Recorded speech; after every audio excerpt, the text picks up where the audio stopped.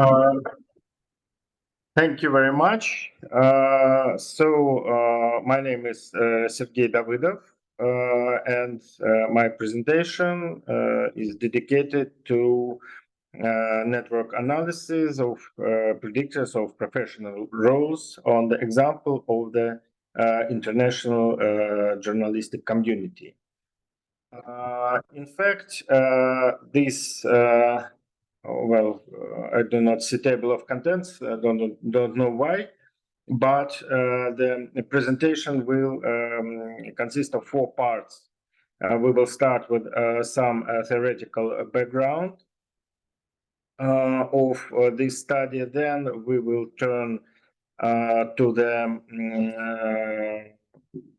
project I am participating for the last 8 or 9 years, which is titled Journalistic Role Performance Around the Globe. And we are relying on the data taken from this project and collected in the framework of this project.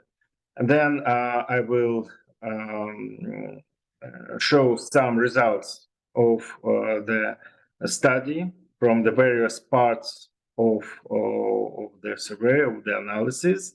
And in the 4th part, in the final part, we will turn to social network analysis and its usage for analysis of the database of this survey.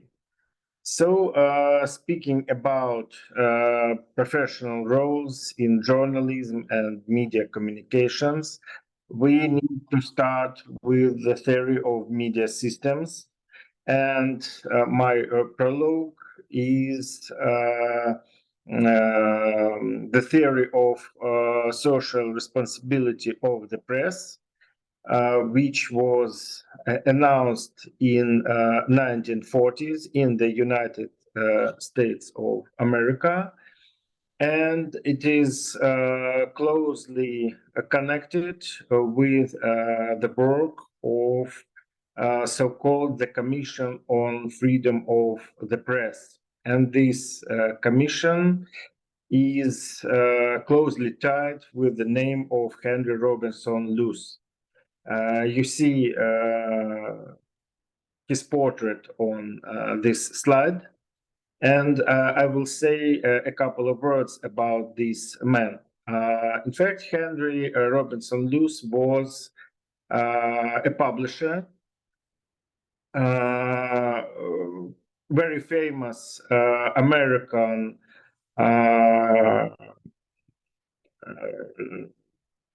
actor in the field of media and communications.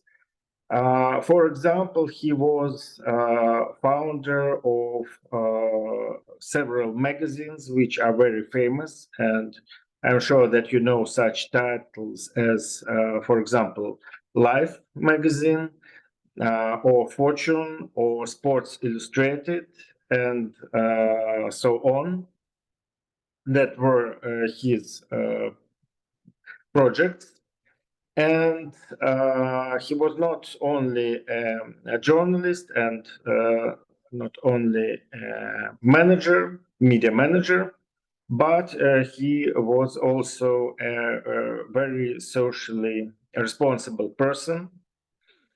And he had some concerns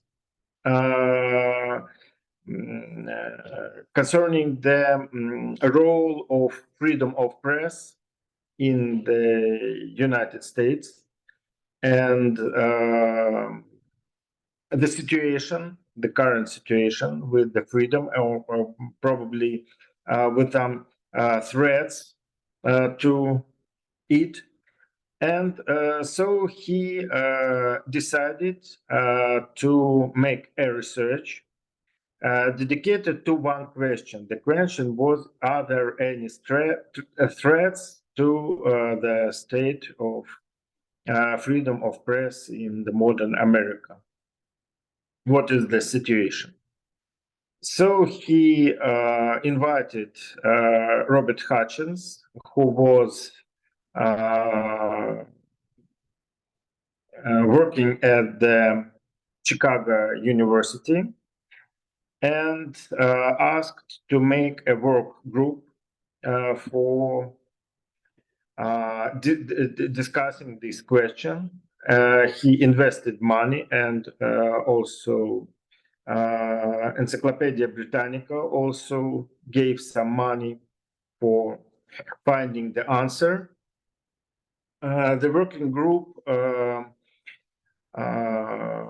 made its job, and finally, in 1947, the general report was published. This report was titled "A Free and Responsible Press," a general report on mass communications. To say briefly, yes, one more detail. Luce and Hutchins decided not to invite journalists or media managers or any other representatives of media industry to this discussion group. It was represented by people from universities, by scientists, by teachers, by public figures, but not by the media industry people. So it was totally an independent view. So they published a report, and to say briefly, the answer was yes, there are threats to the freedom of press, and the idea was that those threats are interconnected with power that journalists and editorials and media companies have in the modern world. So the response, the general response to these threats was the theory of social responsibility of the press. So the idea was that press should not lose its freedom, but it should be socially responsible. How it is possible? What were the solutions? And the solutions are contained in 13 recommendations that were given to state, to media, and to the public. So the recommendations to the state, including the judiciary, were to recognize constitutional guarantees for freedom of the press, and the press was understood in a wide context. So radio, television, and film were included into this definition. Also, the Commission recommended to promote the spread of new communication technologies and support competition through antitrust laws. Third recommendation was to use a new legislative approach to protection against defamation. The abolition of legislation prohibiting revolutionary class for changes in social institutions, including calls for violence, and also informing citizens about the policy and its goals, including through their own media in cases where private media are not ready to do so. So for the American media market, which was based on commercial relations and commercial media, that was a quite important point. Also, there were 5 recommendations to media companies and media people. So those recommendations included to take on the role of common careers of information and discussions, to accept responsibility for funding new experimental activities in their field, engage in mutual criticism, use every opportunity to improve the competence, independence, and efficiency of media employees. And also there was a separate recommendation that was given to the radio industry to take control on radio programs and treat advertising the way the best newspapers treated. Those were recommendations for the media, and also there were 3 recommendations to the public. The first one was to promote the variety, quantity, and quality of press that the American people need by non-profit organizations. Second one is the creation of scientific and practical centers for in-depth study of communication processes, along with the development of existing specialized university structures. And also the third one is the creation of a new independent agency to evaluate the work of the press and submit annual reports analyzing this field of research. So this analytical report and its conclusions became very popular, and of course Henry Luce was able to spread information among Americans and among intellectual circles of the country.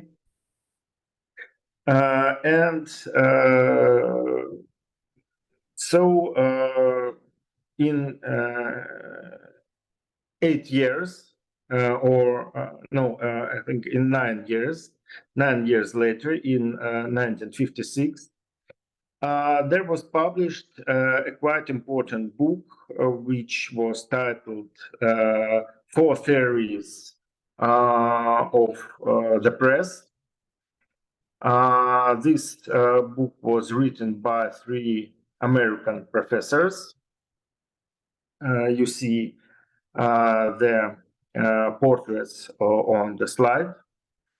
Their names were Frank Siebert, Theodore Peterson, and Wilbur Schramm.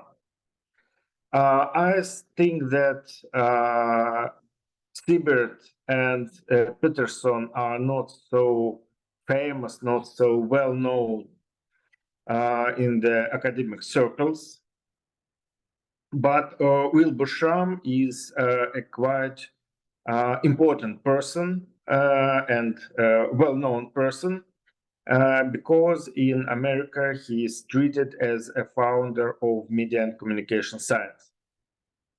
And of course, this book was initiated by him, and he made a lot to make it possible to complete the research task of the authors. And he wrote one of 4 essays from this book, because this book is consists of 4 essays. Each essay is dedicated to one of 4 theories of the press, which were described by this group of researchers. I would like to stress your attention that this book was translated into Russian language and it is available in Russian since 1998. And the cover of the Russian version is also on this slide. So what are the theories or normative theories of the press, which were described by Siebert, Peterson, and Schramm?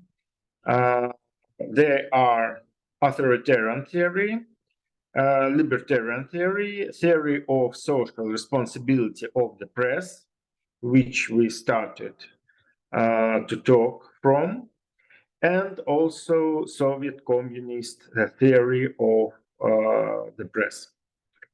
Are there any hierarchy on these theories? Yes. Siebert, Peterson, and Schramm are considering that authoritarian theory is the basic one. Then libertarian theory appears, and this is a result of some social and political development. And as for the last two theories, theory of social responsibility of the press is a variation of libertarian theory, and as for Soviet communist theory, it can be treated as a variation of authoritarian theory, according to the authors. So let's talk a little bit about these theories and what did the authors mean by the theory. Well, I missed one fact. Why do we speak about normative theories? They were not, these theories, these descriptions were not the result of some empirical research. That were mostly philosophical analysis of the concepts, and the real practice, the real situation in one or another country can be quite different from this theory, from this philosophical points and positions, and the authors did understand that. And they, in fact, they claimed that. So let us start with the authoritarian theory. So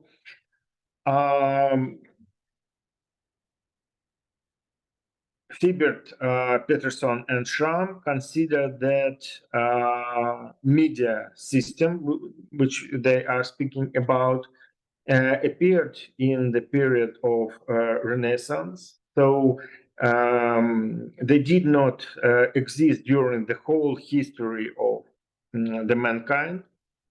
They appeared on some as a result of some technological and social progress. And the authoritarian theory was the basic for many countries and for many times. So we should say that authoritarian media systems did exist in the middle of the 20th century. They do exist now. And that was the start of the media system development, in fact. So the basics of the authoritarian theory include that all forms of media are controlled by the government or by the state bureaucracy. So in this case, we see that media serve to the government, serve to the power in the society. So what for the press is used in this case? It is used to increase the influence of the leader of the nation, of the state, among the population. And it is used to promote the thoughts, the ideas of the leader or group of leaders of the country, of the state, of the nation, to the population, to people that are living on this territory in this country. The authorities have all the rights to any media, and the control is executed by some economic tools such as taxes, economic sanctions, also, of course, juridical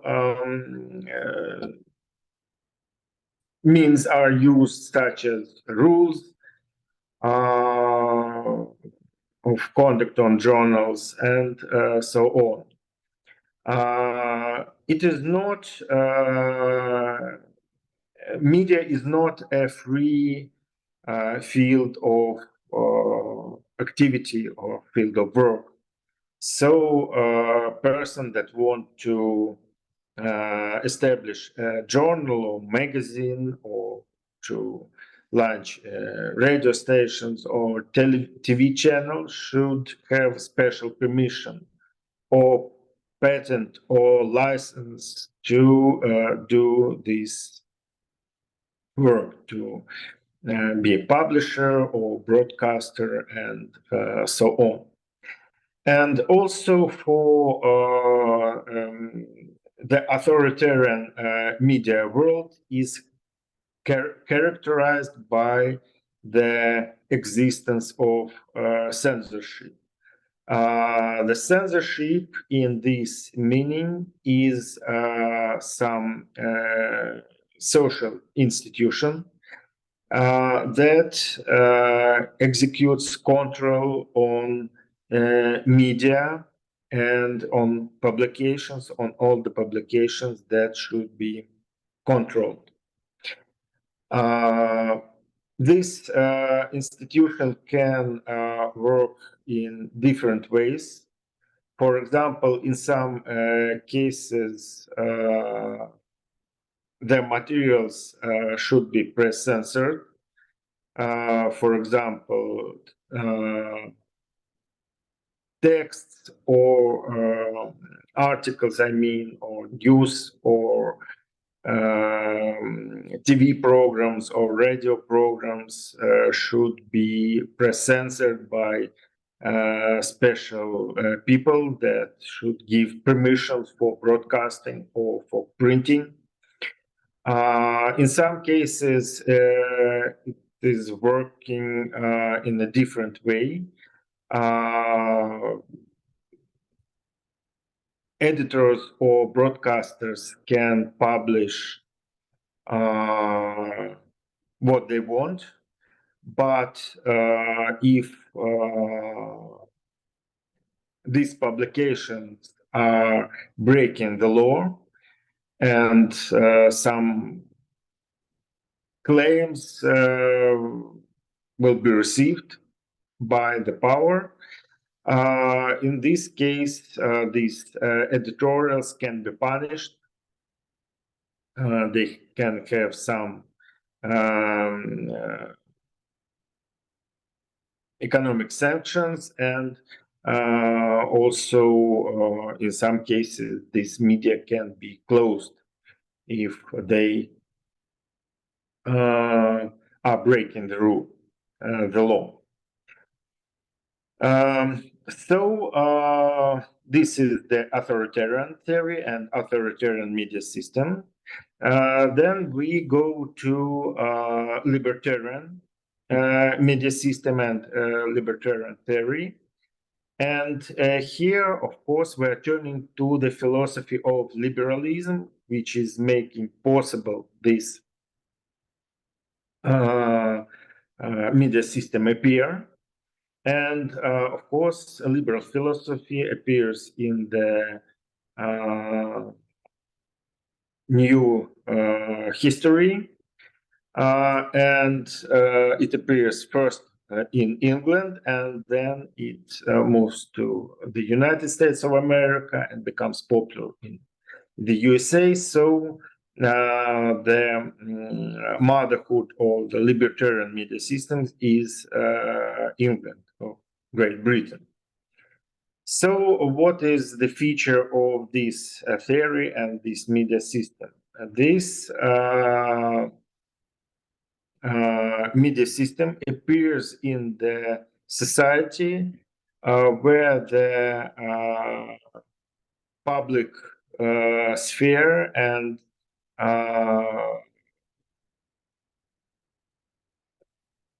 civil society becomes quite powerful alternative to the state, and civil society can fight for its rights and influence on the power. So in this situation, the media becomes privately owned. They become competitors in the free market, and the information becomes a commodity. So people estimate information as a something valuable, something that deserves money to be paid. So in this philosophy, in the libertarian media philosophy, the less the state is involved in the activities of the media, the better. So media should be absolutely free and should be regulated by the laws of the free market, the laws of economy, not policy. However, libertarian thinkers do consider that there are some certain restrictions that are allowed and should be discussed. For example, when we are speaking about the protection of the reputation of people or companies, the private interests should be secured, and some restrictions can be made. So people or journalists or editorials should be responsible for the content, for the views, for the information they are distributing. Also, there should be some restrictions on the distribution of obscene materials. We also cannot be absolutely free in the distribution of, for example, pornography or some media materials that contain violence and so on. So in these cases, some restrictions are also possible, and not only possible, that they should exist. But generally, I will repeat that once again. The libertarian media system is a media system where the media are regulated not by state, not by regulator. This regulator also exists, of course, but its role is not so important. The main role is played by the free market and by the audiences which become clients of media that are paying for the information, for the work of editors, correspondents, journalists, and other media professionals. The third theory is a theory of social responsibility of the press. We were already talking a little bit about that. So this theory became widespread in the middle of the 20th century. It is associated with the Commission on Freedom of the Press, as I already told about. And the report of this commission initiated many changes, very important changes in the American media system. And later these changes were replicated in other media markets in other countries and different media spheres. The idea is, as I already said, is that a free press without censorship is allowed, and I will say more, it should exist. This is norm. However, the content which is published or broadcasted or printed must be subject to public scrutiny. What were the consequences of this approach? First of all, the new media standards in the field of news. For example, in this period of time, I mean the middle of the 20th century, such news genre as pure news appeared. What is the pure news? Pure news is an information which contains some social fact or several facts. It do not contain some estimations, some opinions of journalists or editor.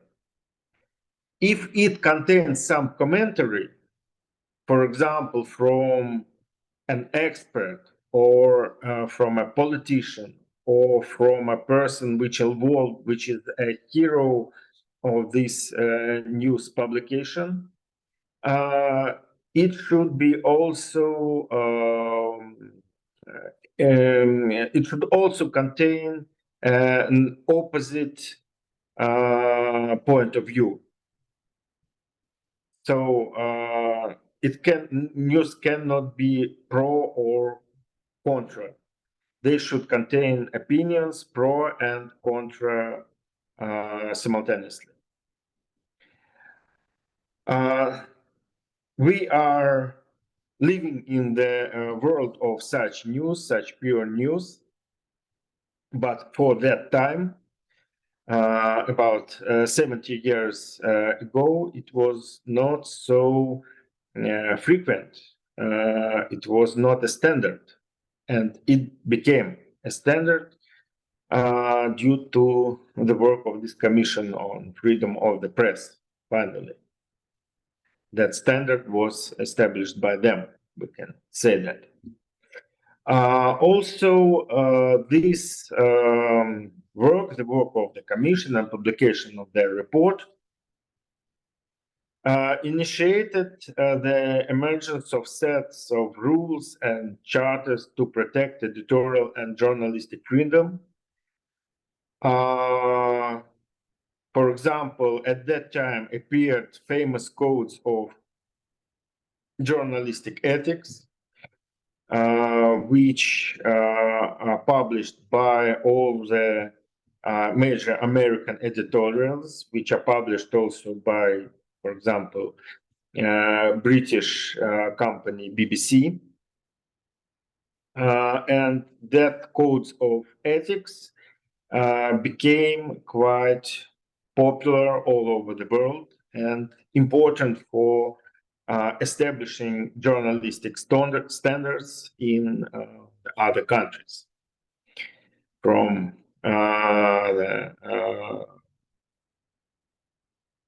English and American world, Anglo-Saxon world, to the rest of the world. Also, new legislation appeared, media legislation, advertising legislation, antitrust laws in media and communications world. And this development of juridical base was important for the industry and relationships in the industry, of course. The last one theory, the fourth theory, is the Soviet communist theory. And in this essay, by the way, it was written by Ulbusham himself. This chapter, this essay, describes the realities of the Soviet Union in the middle of 1950s. What was the media system of the Soviet Union? So it was a version of authoritarian media system, as Ulbusham considered it. The media were completely subordinate to the Communist Party, not to the state, but to the party. And the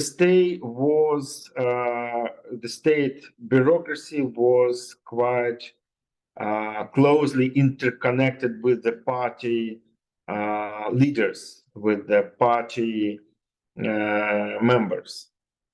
And that's why only devoted members of the Communist Party of the Soviet Union were allowed to lead the editorials, to play important roles in the media. That did not touch the level of regular journalists. So a person who was not a member of the Communist Party could work as a journalist in the newspaper or on radio, but his or her work and publication and behavior was under the party control. All media enterprises were publicly owned. It was not possible to establish a private newspaper or private radio station or make a movie without the permission, and without commercial media were not possible anyway, and all the media activity was controlled and initiated by the government. So the purpose was of the media system was to maintain the socialist system. And it was not possible to criticize the decisions of the party and of the state. As it was popular to say at the time that media are discovering the conflict not of good and bad, but of good and the better. The dialectics was described in such a mode.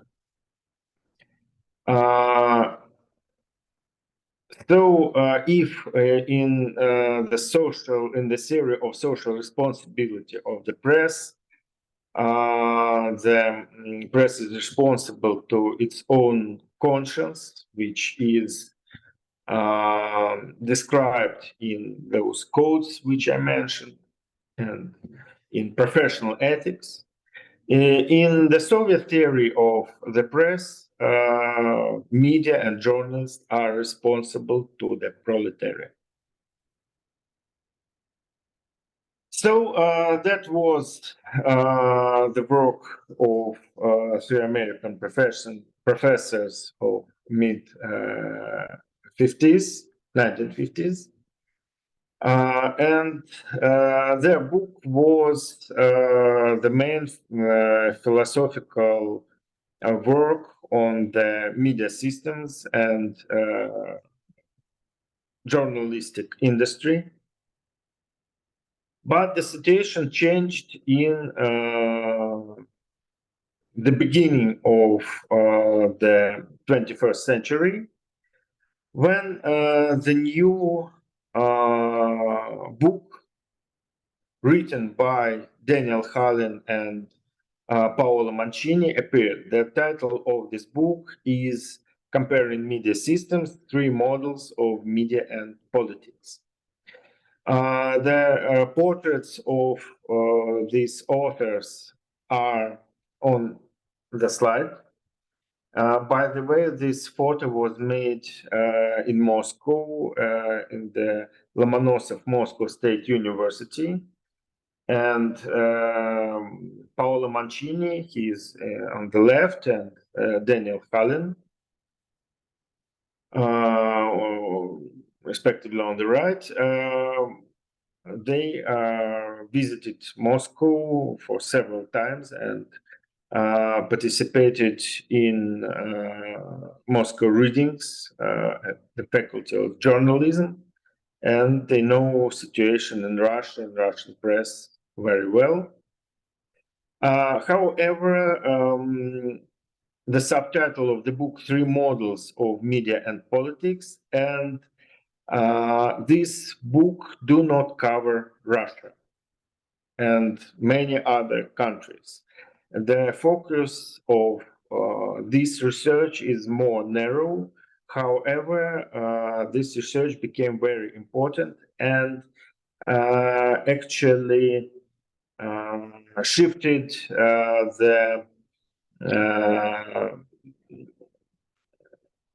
the interest of researchers from the previous book, The Four Theories of the Press, to the comparing media systems. The main difference of the approach of Hallin and Mancini is that they made an empirical research. They worked out a group of indicators for media systems, for national media systems, and analyzed a group of countries, a group of media systems in accordance with this group of characteristics. And that made possible to describe three models, and let us turn to these three models.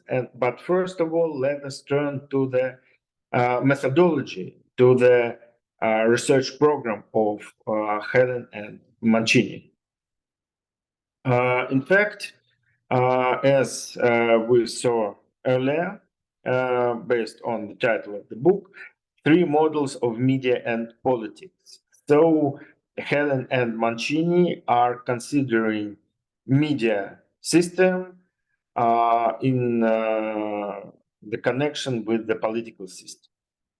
And so they are analyzing separately media systems and political systems of the countries that are interested in. The group of countries which are under survey are the countries of the North America and Central and Western Europe. They do not cover Asian countries such as China or Japan. They do not analyze Africa. They do not analyze, for example, Middle East and Russia and post-Soviet area as well. They are just analyzing the vast part of Europe and North America. Latin America is not analyzed too. So, speaking about media systems, they are analyzed under 4 dimensions. What are that dimensions? First dimension is the level of development of media markets. So they are interested whether the media are produced and controlled by the state, or they are on the market and developed freely by media entrepreneurs. The second dimension is political parallelism. What is political parallelism in the field of media? The idea is that media companies and editorials are established by political players, such as, for example, political parties or organizations or groups or blogs, and so on and so on. If we turn, for example, to the Russian history, we know that in 1905, in the year of the first Russian Revolution, there appeared a law that was signed by Russian Tsar Nicholas II, and according to this law, freedom of political parties and freedom of press was given. And at that time, many newspapers and magazines appeared which were established by political parties. For example, I think many of us know the newspaper titled Pravda. And this newspaper, which was very popular at the Soviet period of time, in the Soviet Union, it was established, I think, in 1912 by the Communist Party of Russia. We know that currently not so many newspapers and other types of media are associated and directly related to the political parties or some other political players. But this parallelism still exists in some countries and on some national media systems. The third dimension is the professionalization of journalism. This is about the level of development of the profession and the level of journalistic profession as a social institute. We can assume that in every country there are some real journalistic professionals and some journalistic stars. But here we should take into account the average level of journalism. Stars can be anywhere, but profession of journalism in general should be considered in this case, in this third dimension. And the fourth dimension is level and nature of government intervention in the life of media system and functioning of a media system. Is this level high? Is this level not so high, or is it low? And what is the nature? In what cases do government or governmental representatives can interfere into the life of media industry and media system? At the same time, Helen and Mancini analyzed the parameters of political system. What are the dimensions and what are the parameters they use here? First of all, they are analyzing some parts of the political history of the countries under their focus. They are analyzing patterns of conflict and consensus in the political system. Type of government, is it consensus or majoritarian government? The type of pluralism, is it individual or organized? Or is it moderate or polarized? And also the presence and level of rational legal authority in the country. These are the dimensions of analysis of the political systems. And I would say that it's very important to mention here that Helen and Mancini are using qualitative, not quantitative methodology. They are not trying to propose some quantitative parameters or instruments to measure political systems or media systems. They are just using some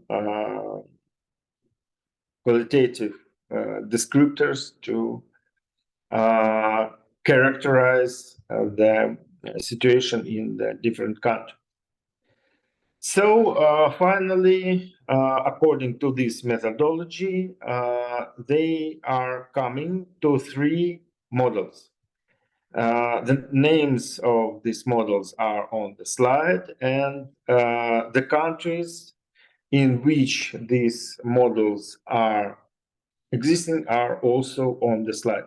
So the first model is a Mediterranean or polarized pluralist model. And as we see, the majorities of countries that are represented in this model are from the European South. These countries are France, Greece, Italy, Portugal, and Spain. The second model is North Central Europe or democratic corporatist model. These countries are on the European North or from the Central Europe, such countries as Austria, Belgium, Denmark, Finland, Germany, Netherlands, Norway, Sweden, and Switzerland. And also three countries are grouped in North Atlantic or liberal model. These countries are Great Britain, the United States of America, Canada, and Ireland. So what is the difference between these three models? According to the authors of the four theories of the press, all these countries should belong to the libertarian model or probably to the model of social responsibility of the press. But here we see three different models. And so let us see what are the differences of these models. First model, as I said, it is Mediterranean or polarized pluralist model. This model is observed in the countries which are characterized by a long and conflicting process of transition to capitalism and the formation of bourgeois democracies. If we shall recall the history of the 20th century, we should agree that such countries as, for example, Portugal or Greece or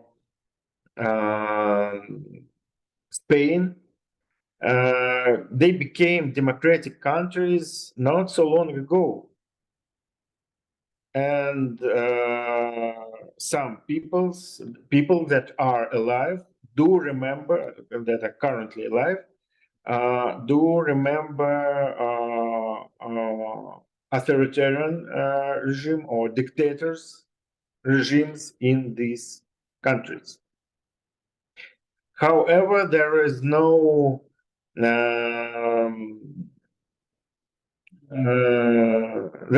question. There are democracies now, and they can be treated as liberal media system. However, in these countries, we see the weak level of development of the commercial press and journalistic professionalism as well, but comparing with other models that are described and analyzed by Helen and Mancini.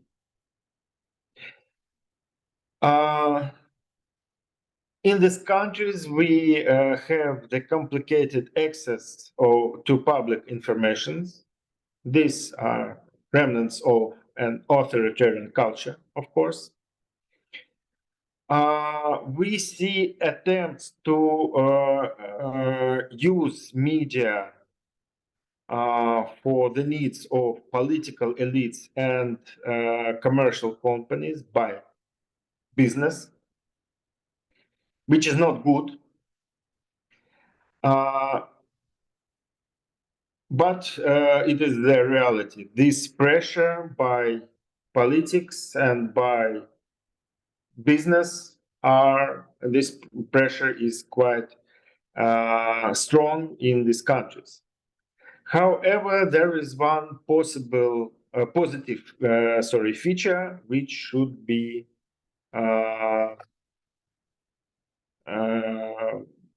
mentioned. There is a wide range of opinions represented in the media of these countries.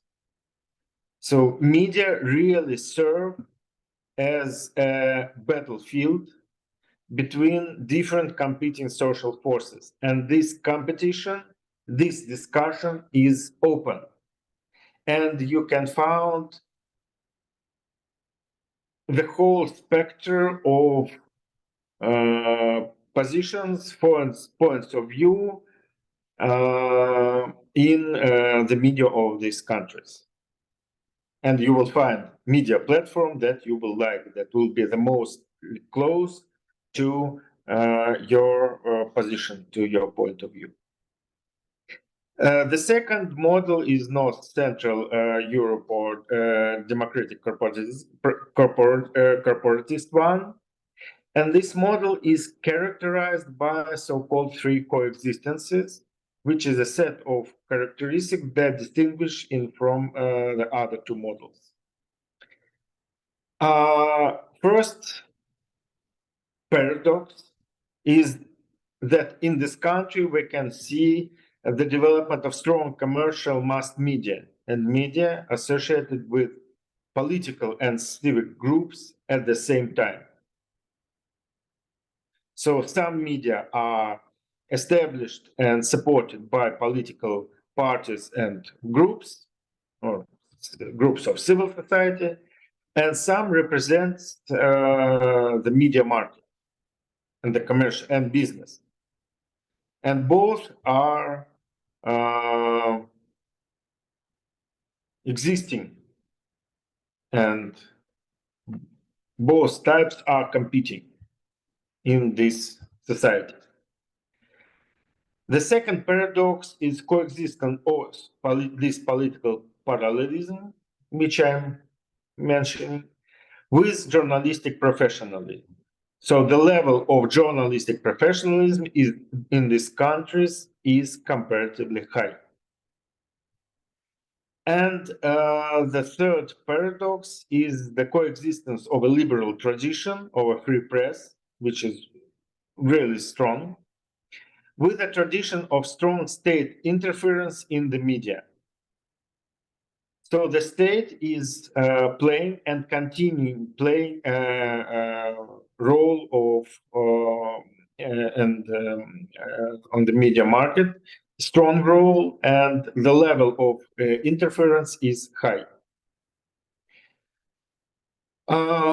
All these countries are characterized by the early development of media markets as a result of the Protestant Reformation and the system of democratic corporatism at the same time.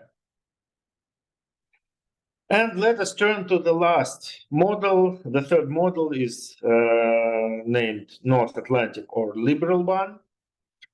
As I already said, main countries represented in this model are the United States and Britain. So this model appeared as the early consolidation, as a result of early consolidation of liberal institutions in Britain and its colonies. In these countries, the commercial press is mostly developed. The journalistic professionalism is mostly developed, the strongest one. The commercial broadcasting also was developing quite early, on the early stage. And the tradition of fact-based publishing, which is a characteristic of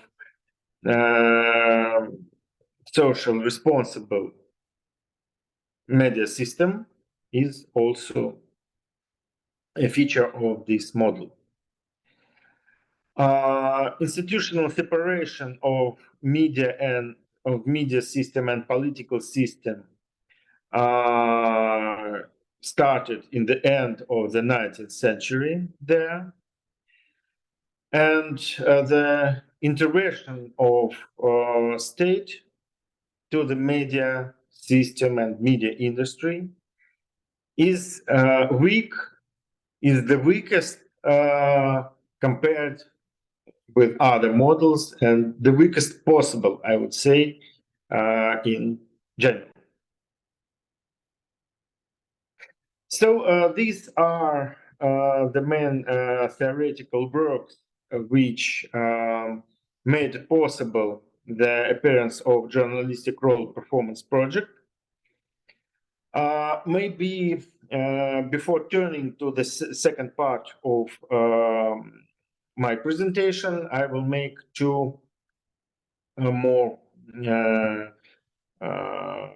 points which are important. First is about the development of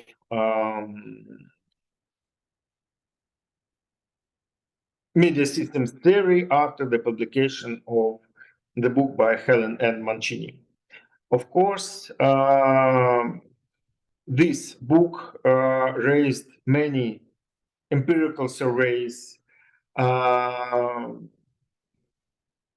not based on their methodology, because for the one hand, this methodology is quite complex and quite specific.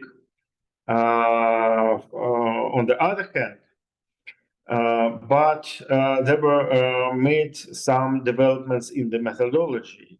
For example, some researchers proposed quantitative methodology for the analysis of media system, and this works. These surveys are quite interesting. The second branch, the second direction of surveys is dedicated to media systems outside of the Western world. That was the book published by Helen and Mancini, but as editors. There are many authors from different countries that are analyzing media systems outside of the Western world, for example, in Asia, in the Eastern Europe, in Africa, and so on. There is a chapter dedicated to China, chapter dedicated to Russia, to Poland, and so on. But this book is not the only one. Many other works are dedicated to non-Western media systems, and there is a strong and quite active theoretical discussion dedicated to the Russian media system and its origins and its features. But I will not stress your attention on it. Let us just mention that it exists, and if you are interested, we can discuss it maybe later on the other seminars. But so let's speak about the journalistic roles performance project and the professional roles which are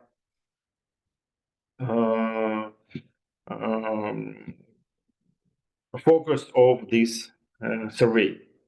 So the main research question of this project, which was announced for the first time in 2008 by Wolfgang Donsbach, a famous German media researcher, the question was, what is the difference between the way journalists see their role and the way they perform their duty in practice? So the idea that each journalist, each person, can be described as a person with some features, some specifics of journalistic or professional behavior. And these features of behavior can be grouped into several roles. Also, these roles are reflected in the publications which in materials the journalist is producing. In his publications, in his text, in his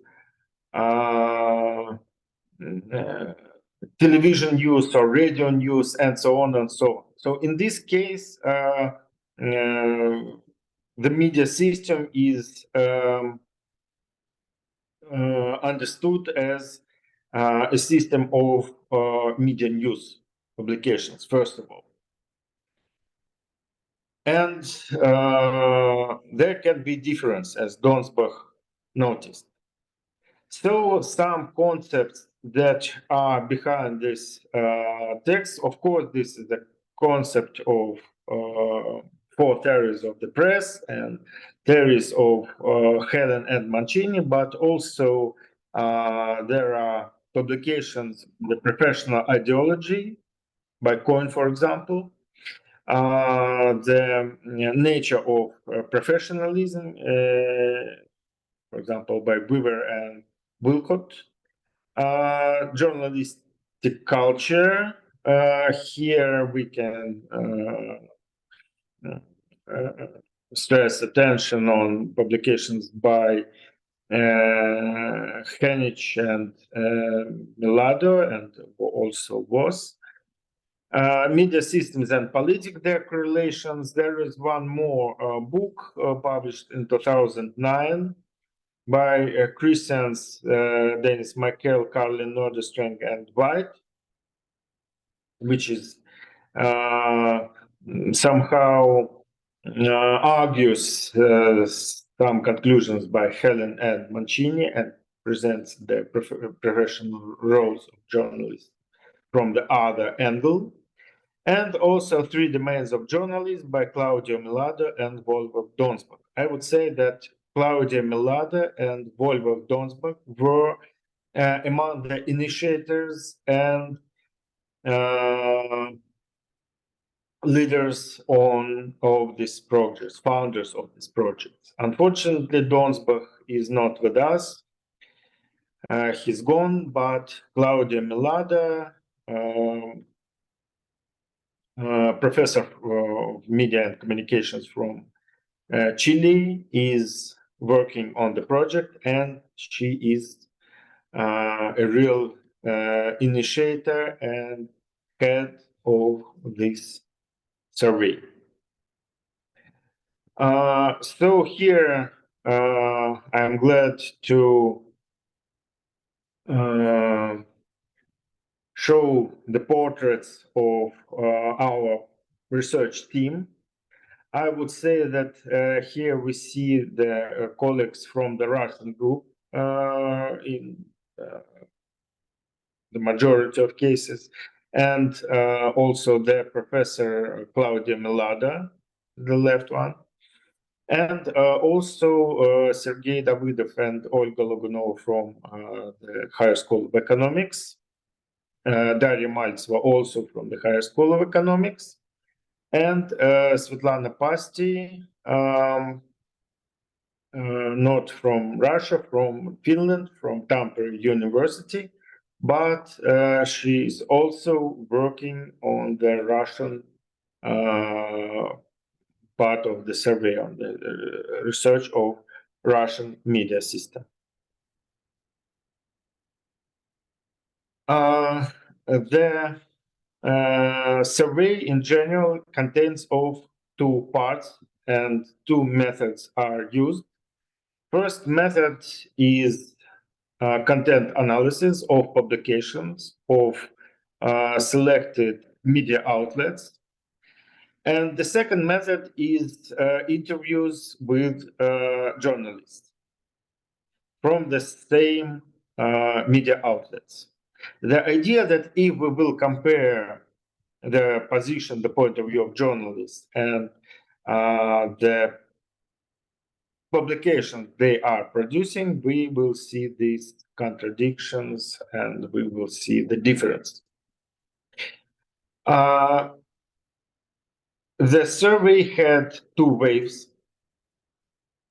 First wave was started in 2013 and finished in 2015. I mean the fieldwork part of this wave, because the publications were written and the results was analyzed for several years after the end of the fieldwork, which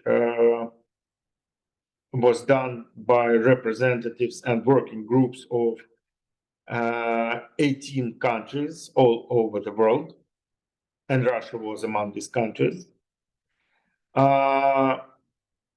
In general, 64 media were analyzed, and only print media were analyzed at this stage.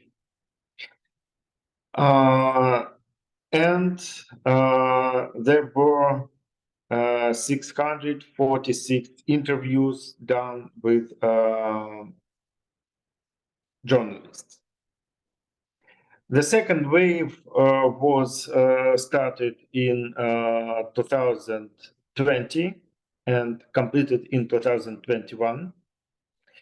The publications that were analyzed were taken from not only print media, but from online media, television, and radio as well. All 4 types of media were involved. And at this stage, there were 37 countries which participated, which completed the research. Here we see that 148,474 publications were analyzed all over the world, and 2,615 interviews were completed with journalists on this stage. Of course, we did not plan that our research and our fieldwork will be done at the period of COVID pandemic, but it happened that we analyzed the pandemic situation and in the pandemic year, and all the publications were that are analyzed were done in 2020, and 2021 was the year of interviewing of journalists and and content analysis production, I mean coding of the publications by special coders. However, the majority of the work, of the coding work, was completed in 2020. You see here Russian sample of the first and the second stages of the research. The first wave included two print media, which are Российская газета, official state newspaper, and Moskovский Комсомолец, which is tabloid. And on the second wave, we analyzed news from two TV channels, Первый канал and NTV, two radio stations, Коммерсант FM and After Radio, three print media, Российская газета, Московский Комсомолец, were included as well, and we can compare the results from the first and from the second waves. And also Новая газета was included, and Lenta.ru, Ведомости Online, and Medusa, which is recognized as a foreign agent, were taken from online media to the sample. So we know that currently, after 2022, Medusa was blocked by the authorities, and Novaya Gazeta is closed. It is not published anymore. So let us turn to the professional roles and its indicators. You see here that every role has a number of indications. Indicators. It can vary from 5 to 10. And all the roles represent, in fact, they represent three different dimensions. First dimension is journalistic voice. It can be presented in publication, and there can be no journalistic voice.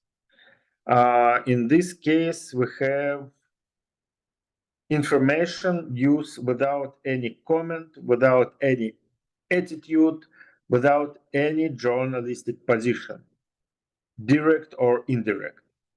And this is described by an interventionist role. Interventionist journalist is a person who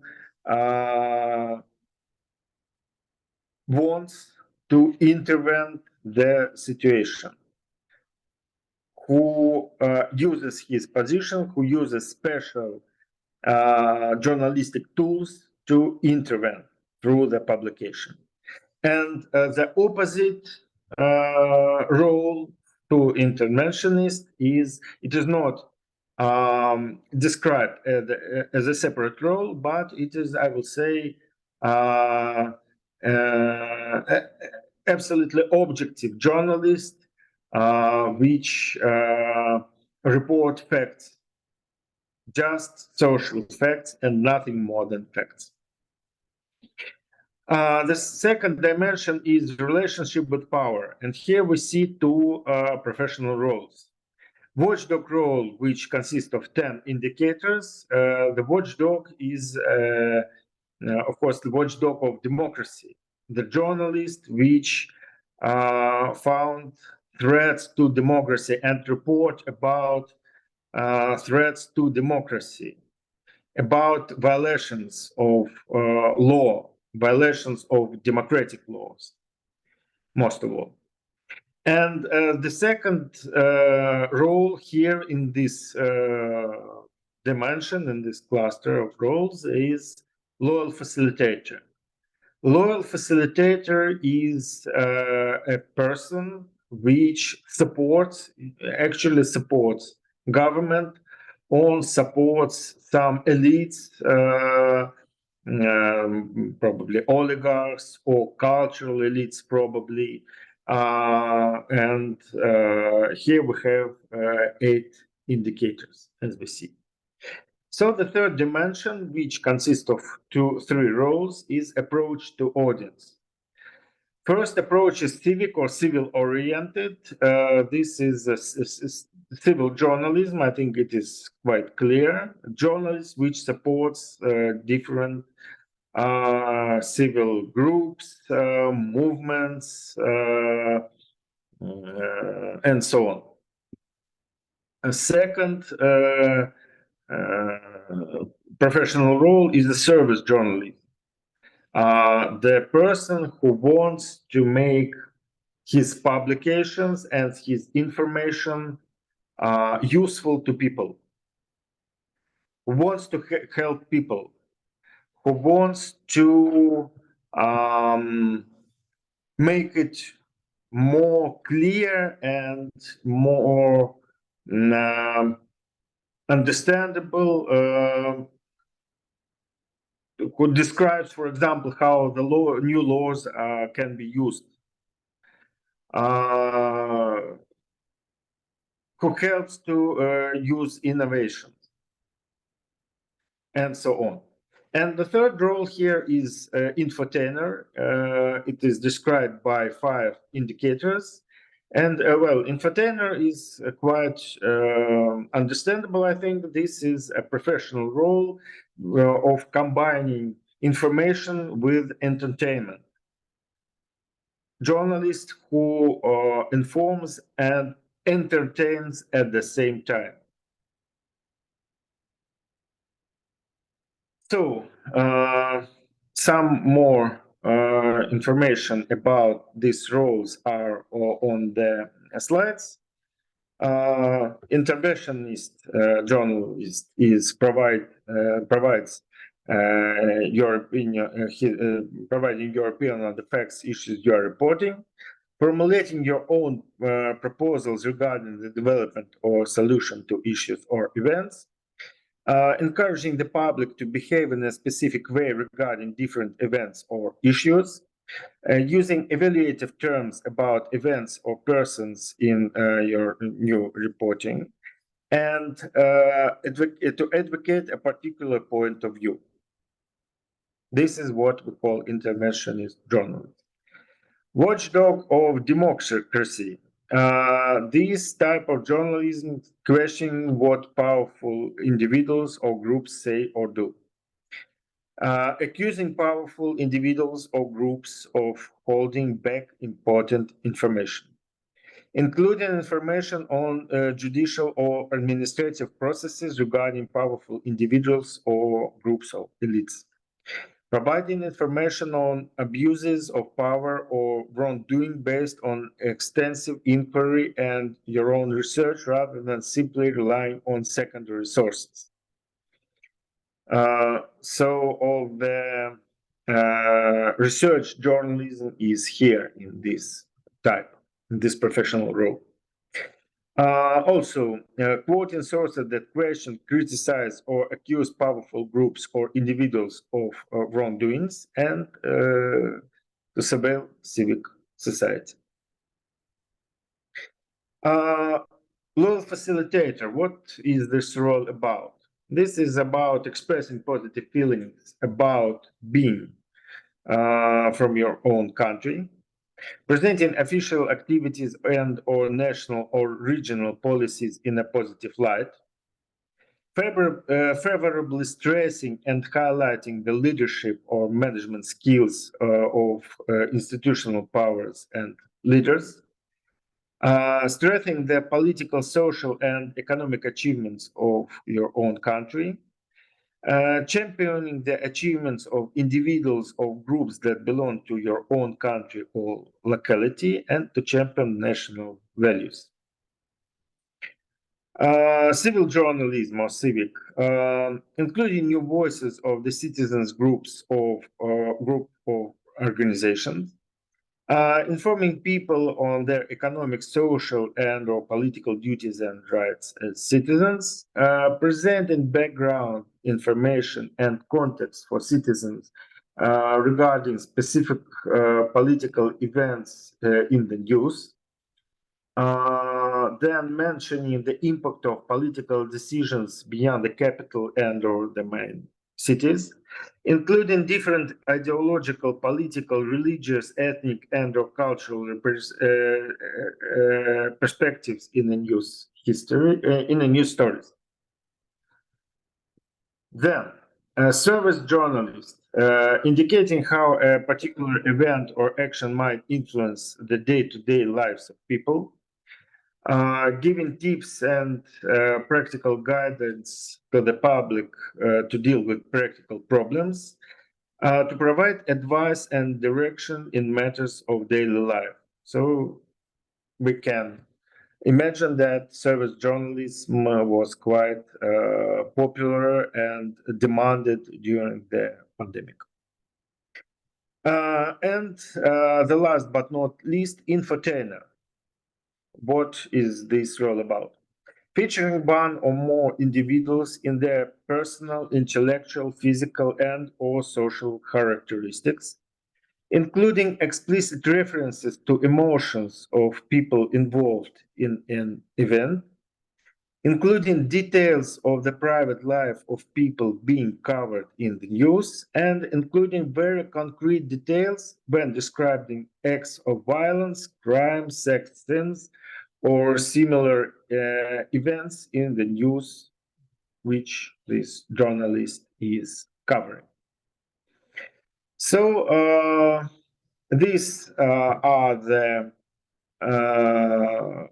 types of journalistic roles which were under research during the both two waves of the survey. And now let me also turn to the instruments of this research, and I will briefly characterize the code book or the content analysis.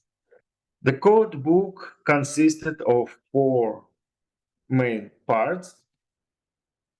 The first part was designed to make the general description of the news item, the general information. What is the media? What is the date of publication? What is duration of video or audio, if it is TV or radio news? And so on. So some general description, the country of publication, of course. So this basic information which is necessary for the further analysis. The second part is story characteristic. The main parameter here is type of story.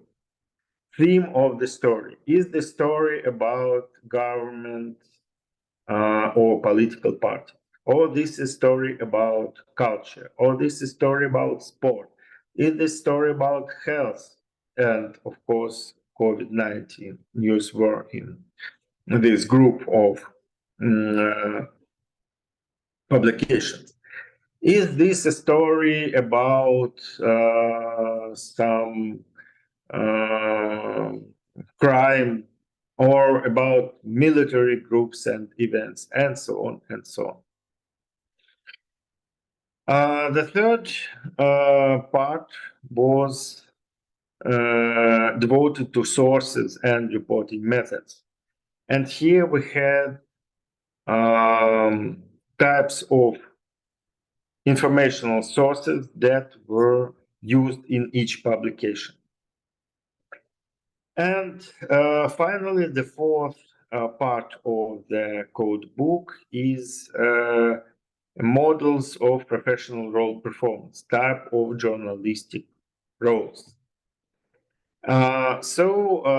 Here we had parameters for each of these 6 roles, and all these parameters should be coded. Of course, this part of the code book was the most long and the most difficult for coders.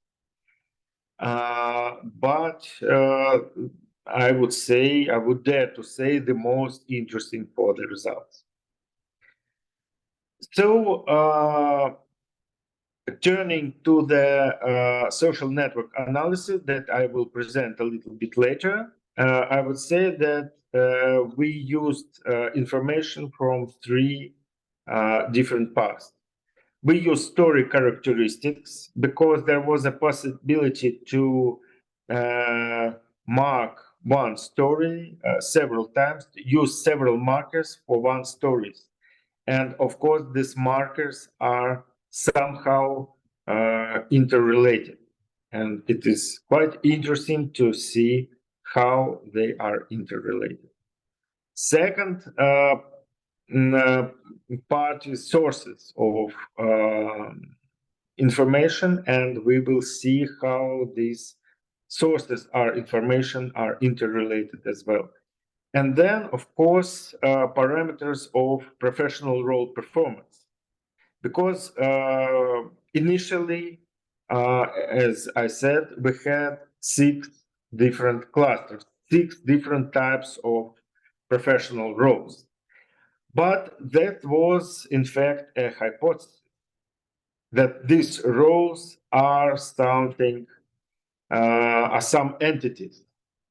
But in fact, these markers, these parameters can group in different ways. Maybe in publications, this is quite different from these conceptual roles, from these classical roles. And this is also a question we should find an answer, and we will speak about that today. So we have to turn to the third part of my presentation, and I would like to ask if there is a necessity to make a break now. Shall we do it, or should I continue and finalize my... Dear colleagues, how do you feel actually? I think, Sergey, actually, it depends on you, because we are sitting here just watching and listening, and we can go to drink some water and so on. And you are the one, you are the boss, I think. Okay, thank you, Daria. So let us continue in this case. I think I have forces to finalize it. Great. So, some results of journalistic role performance measurement, not this time not connected with network analysis. So let us start with cluster analysis based on the first wave of survey, where we had 18 countries, and the group of the list of these countries was quite different from the countries that we saw in the research by Helen and Mancini. We see here countries that are treated as democratic ones. Some countries are treated as developing democracies or rising democracies, and some countries are authoritarian in terms of media systems or not democratic. And we have three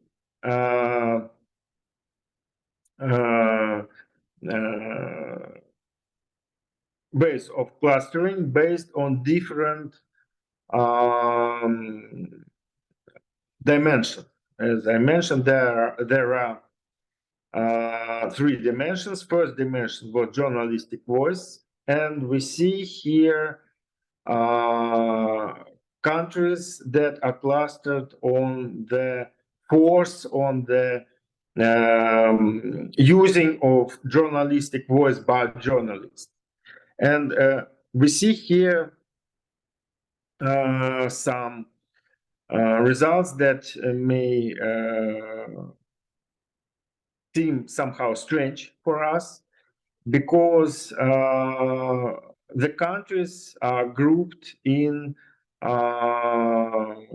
quite strange, I would say, mode. For example, we see here in one of the groups, we see United States and Ireland, which are liberal media systems. At the same time, we see here Argentina, Ecuador, Brazil, Mexico, countries from Latin America, and Philippines, Malaysia, countries from Asia, with different types of media systems. At the same time, we see, for example, Cuba and Spain. Spain is a liberal media system. Cuba is a non-democratic media system, one of the closest media systems in the world. We see, for example, Russia with Chile, Hong Kong, and Greece. So Russia is more looking like Greece and Chile than, for example, with Hungary or Poland, which are closer to Germany, Switzerland, and at the same time with China. It is quite strange to see China here, for example, I would say. However, this is the result, and this is we should think about.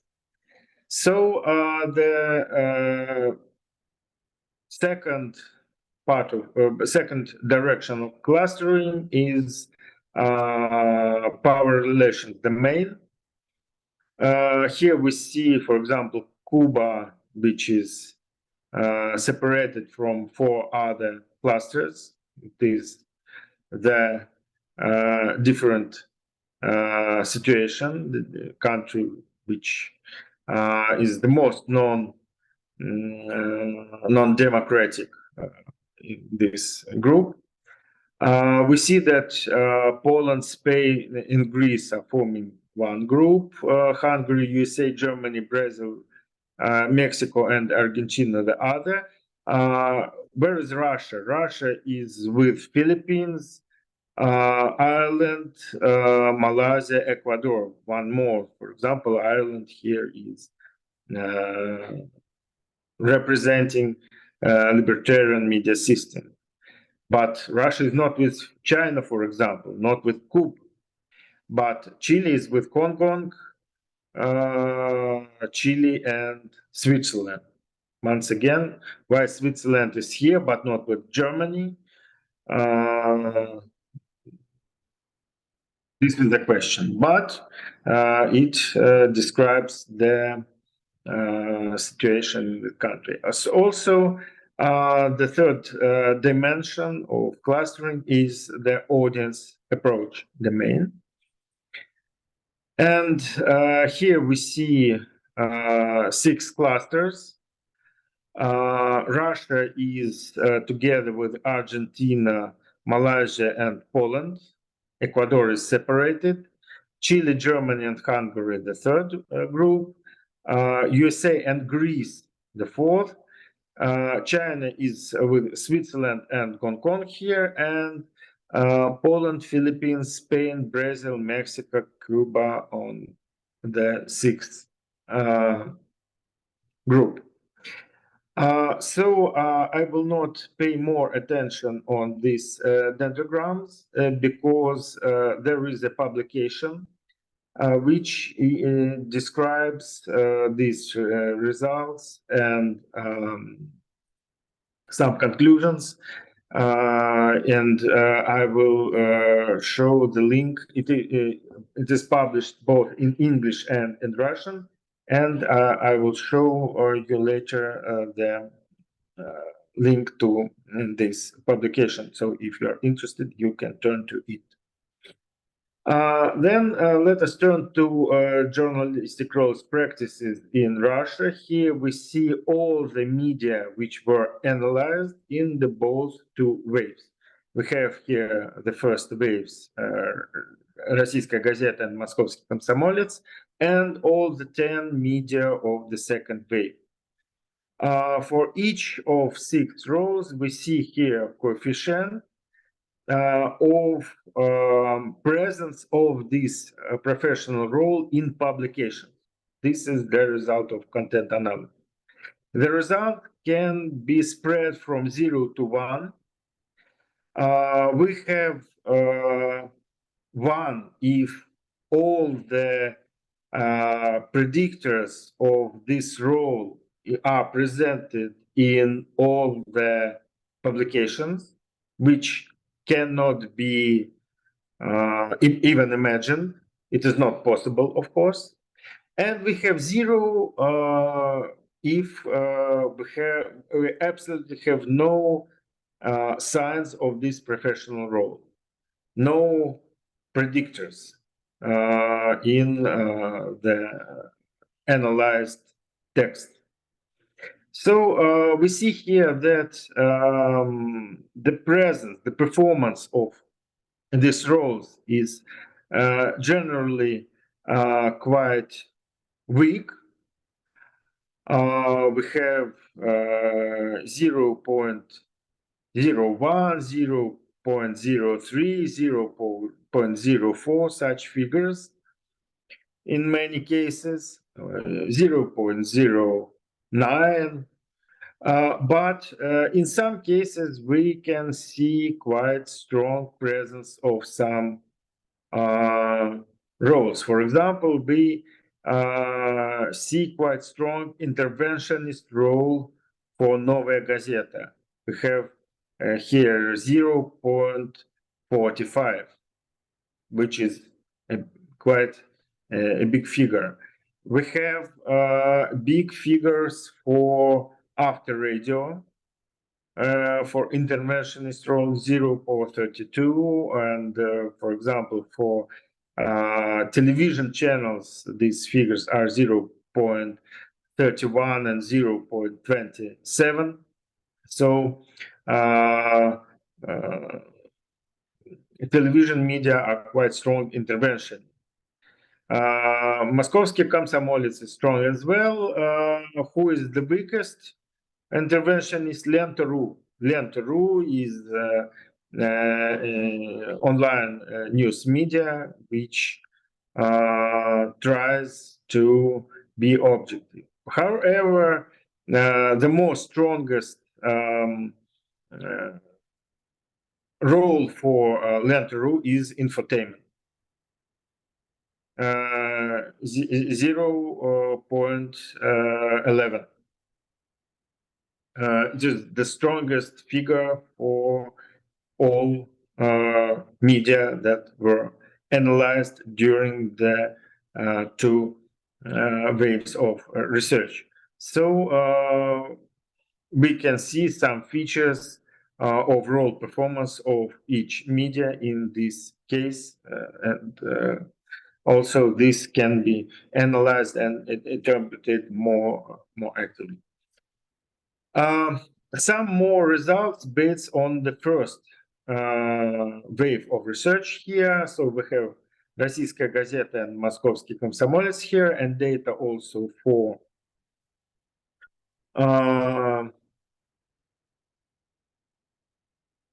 popular topics, most popular topics here.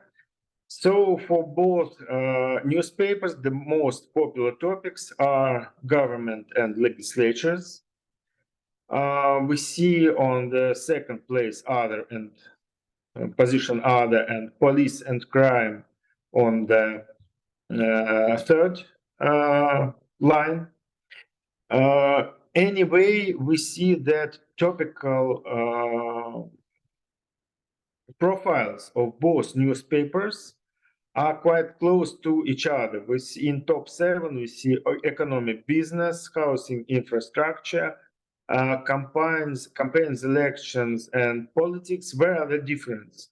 For Российская Gazeta, the first line, on the first line, on the fourth line, we have court, and for Moskovsky Komsomolets, we have accidents, natural disasters, also on the fourth position. So only one position differs from 7. That means that generally these two newspapers have quite close profiles, topical profiles, in spite of the fact that they are quite different. Российская Газета is official newspaper of the Russian government, and Moskovsky Komsomolets is tabloid, but they are different, quite close in terms of topics they are publishing on. Geography of news. We would like to say that national events are focus of both newspapers. 62% of news are of national character. Some of them also are local from some parts of Russia, and the rest are from the other parts of the world or have international nature. Moskovsky Komsomolets has a lower percentage of this factor in comparison with Российская Газета, 54 and 68% accordingly. Only 8.5% of news cover international events, so local and national aspects are main focus of this media. What sources of information are used? We can rely on human sources or document sources. We see that 77% references are on human sources and 21.6% on document sources. And for Российская Газета, usage of document sources is more natural, probably because this is an official newspaper. It should use documents and cite documents. Main sources of information, we see that state and political party source is the main group of sources. In many cases, we have no sources. Quite many publications were marked as other sources. And also we have popular expert sources. Experts are invited by journalists, by media to comment on different events. But the source which is most unpopular is media source. It is not a practice of Moskovsky Komsomolets and Российская Газета as well to cite other media. They do not like to do this. They prefer to cite not media but people or another documents. How news is presented, the link between source and topics. 75% of articles dedicated to governance and legislatures, 73 articles on the topic campaigns, elections, and politics, 70% is defense and military. So we do see that.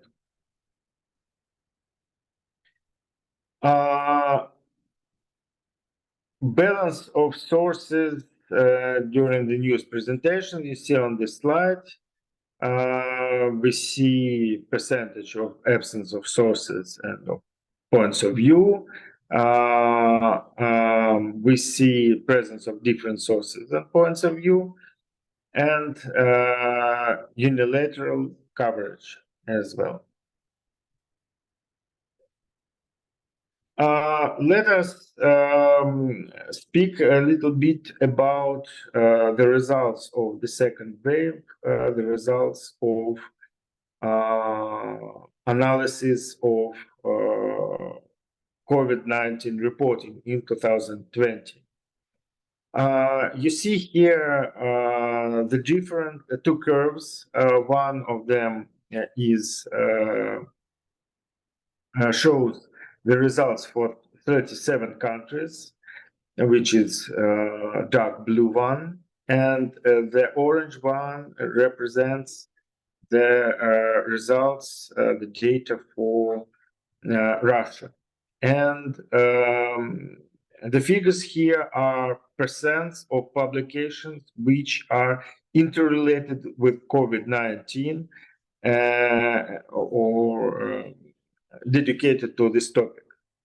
On the x-axis, you see dates, country dates. For example, 20th of March is the first date, 11th of April is the second date, and the last date is 14th of December.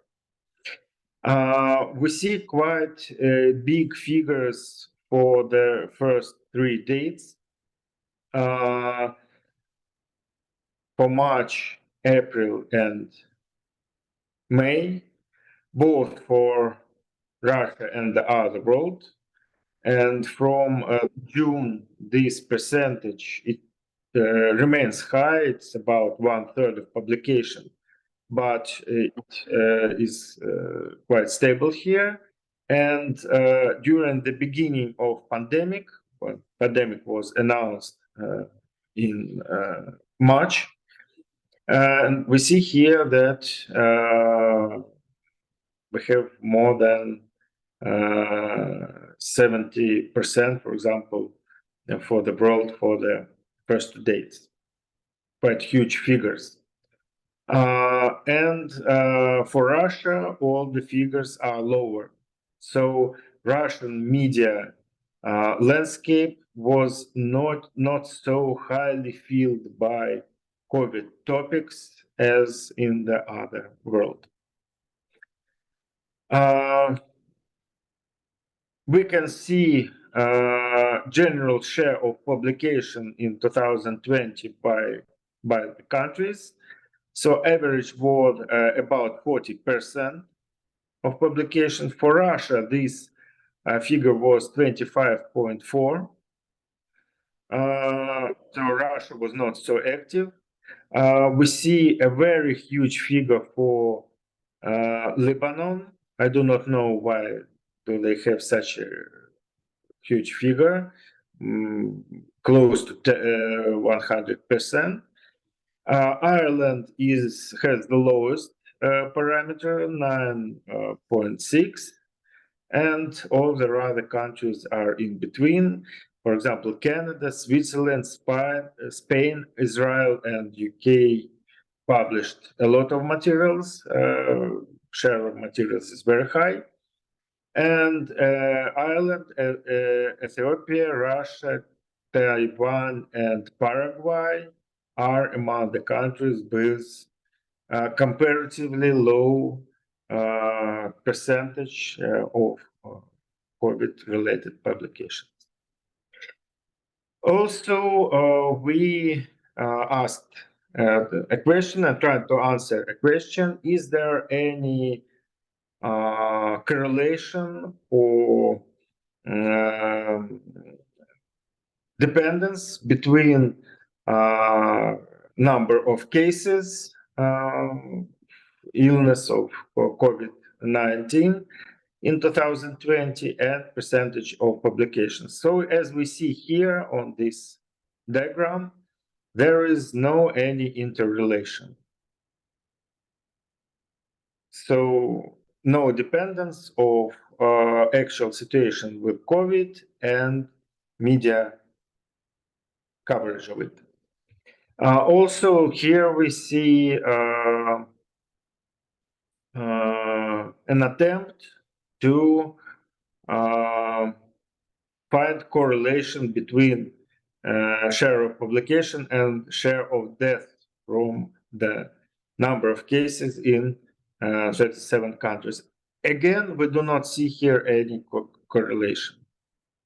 So the media situation, the media coverage, and the pandemic itself were quite separate one from each other. So that was the third part of my presentation, and now let's turn to the fourth one, which is dedicated to the results of network analysis of the second wave of our research. As I already told, we took three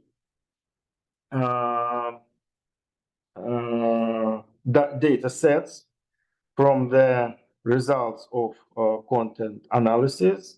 And so we had to build three types of networks. One network is based on topics and interrelation of topics. Second network is network of sources that are used in publications and their interrelation. And then the third network is network of journalistic roles and parameters of journalistic roles. We used project software for the analysis, and the analysis itself was made by Daria Maltseva, and I think that later she will make some comments and maybe add something to my story. What I would like to pay attention that network matrix was converted into project format. We see here how it was made. Two-mode networks were used for publications and topics, publications and sources, and publications and roles. And we had one-mode nodes, so used numbers of nodes in models and modes. Also, we had two-mode nodes and links between nodes in our matrix. How the network was constructed, we can see this information on this slide. So we used network multiplication to construct these three two-mode networks and also one-mode networks, and it was quite easy to do this in project software. So here are the procedures. Here is the information of about topics core occurrence network. We are turning to the analysis of the first network, which is topics network. We had 24 topics in the questionnaire. You see them on the right in the table. The most popular was government legislatures topic, then health, not surprising because that was a pandemic year, then economy, sport, police, crime, etc., etc. Energy, religion, and housing were the most rarely used topics. So we had, of course, 24 nodes because we had 24 different topics, and we had 276 lines with a quite high density 0.958. Average degree is 23. And in this case, we needed to find some threshold and make a line cut to leave only the nodes with the largest line weights to show the most meaningful interconnections. So let us see what happened and how and what results we received here. Here, the threshold is 700, and line values are normalized according to max value. And we see here that many topics are interrelated, interconnected with other, but we see some separated topics, for example, religion,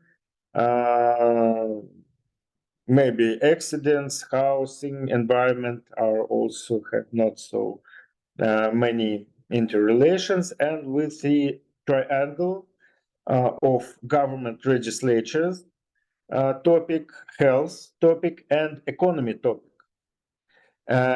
This triangle is quite important because the leader of informing people during the specific situation of pandemic and spread of COVID-19 was government and legislatures. There was a lot of official information, and official speakers were the leaders, became the leaders of media environment. The health was quite important topic, and it was, of course, it was everything was correlated with economy because the development of economy, the wealth of people was a big topic to discuss during this situation. What also we see here, maybe I will turn to the next picture, the same graph, but here we see threshold 1,400. Also, land values are also normalized according to max value. And we see here a lot of, we see here more separated nodes, not only religion, but media, housing, environment, energy, other accidents, and so on. And we see strong interrelation of government legislatures with several topics, for example, court, police and crime, compliance, social issues, transportation, and education. As for health, we see interrelations with lifestyle, with science and technology, transportation as well, sports, entertainment, and celebrity. And economy is intercorrelated, of course, with government and legislatures, of course, with health, but also with labor and employment and lifestyle, not so other interrelations. It is interesting, for example, that police crime is interrelated with court, which is quite understandable. Social issues also understandable, but also with health, which is quite interesting and I think specific for the pandemic media situation. What we also did, we made block modeling for the topics. And here we can see that we have 4 clusters of topics.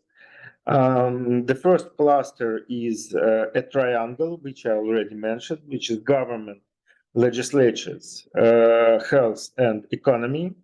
And in this cluster, we see strong interrelations of all topics. But speaking with other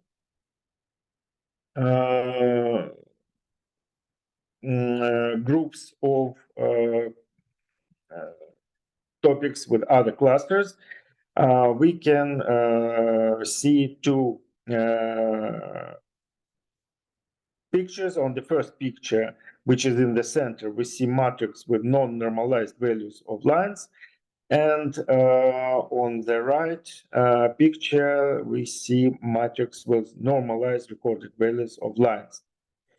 And it helps us to see that we have the strongest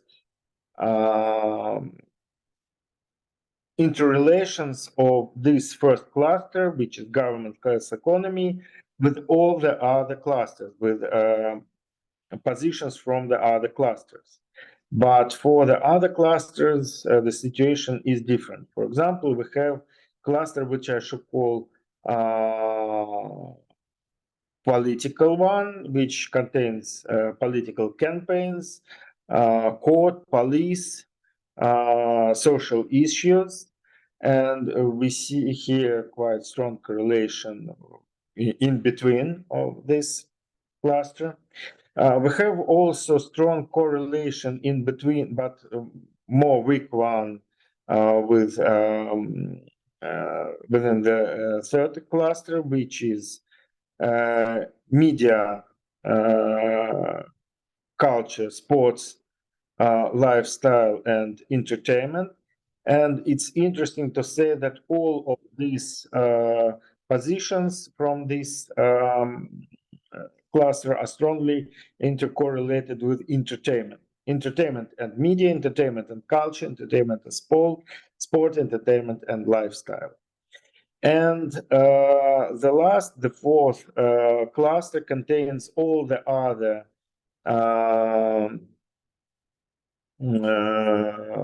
positions, all the other topics, and they are somehow intercorrelated with the first cluster, with economy, health, and government. What are there? Education, transportation, science, accidents, religion, energy, housing, environment, protest, defense, security, labor, employment, etc. Let us turn to the second network and to the second analysis. That was a network of sources. There were 19 sources initially and 19 nodes in this network. But later we decided to extract 4 parameters. And so later we had 15 nodes as a result. Why did we remove them? We removed them because they are not fully corresponding to the idea of media source. They are different. The basis of topology is different here. That were the parameters of such parameters have diversity points of view. Are they diverse or not? Diversity type. What diversity type is used? Expert use and witness. Is there witness or source or not?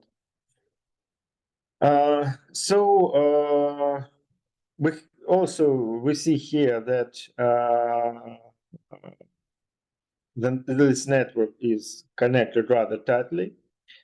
So we need to find some threshold and make a line cut to leave only the nodes which are the largest line base. So what did we receive? This is the situation when we have threshold 300 and the lines are normalized. We see here quite strong interrelations, or the biggest node is state and political party. It is connected practically with everything. It is strongly connected with civil society, health, citizens, media, business company, and education. The other interrelations are more weak.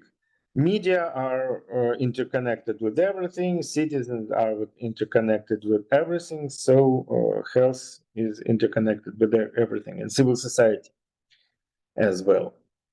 But if we use threshold 700 and then threshold 1200, we see the situation quite differently. For example, on the left picture, we see that religion, church, celebrity, sports, military defense, and other types of sources are somehow extracted from the main groups, and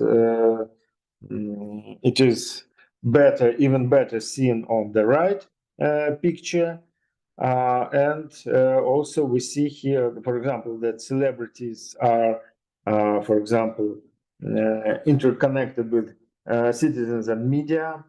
Education is mostly frequently connected with civil society, health, business, company, state or political party, and citizens. Anonymous sources interconnected with state, political party, business, citizen, and media, and so on. So this result also gives some information for the further understanding. And also block modeling, as in the first case. We have 4 clusters here. First cluster, and on the right picture, we see nodes marked by color for each cluster. The first cluster is citizen, media, and state political party sources. They are very closely connected. This is the main triangle, I would say. The third group of sources, which is marked by green, which are business company, civil society, health, education, they are mostly connected with state political party source, but connected with other sources as well. On the second, I think, citizens source we see here, and also they are interconnected with each other. The third group, which contains police and security, legal court, and anonymous sources, they are connected with first group of sources and not with the second one, and with each other, as we see here. And the fourth cluster, military defense, religion, other sports, celebrities, they have the weakest interrelation. They do not relate with each other, and they are related with 1 or 2 nodes, or even not related with any other node, separated as religion, church node, for example. it is interesting that military and defense and other type of sources are interconnected with state and political parties. Sports are interconnected with media, and celebrity source is interconnected with media and citizen source.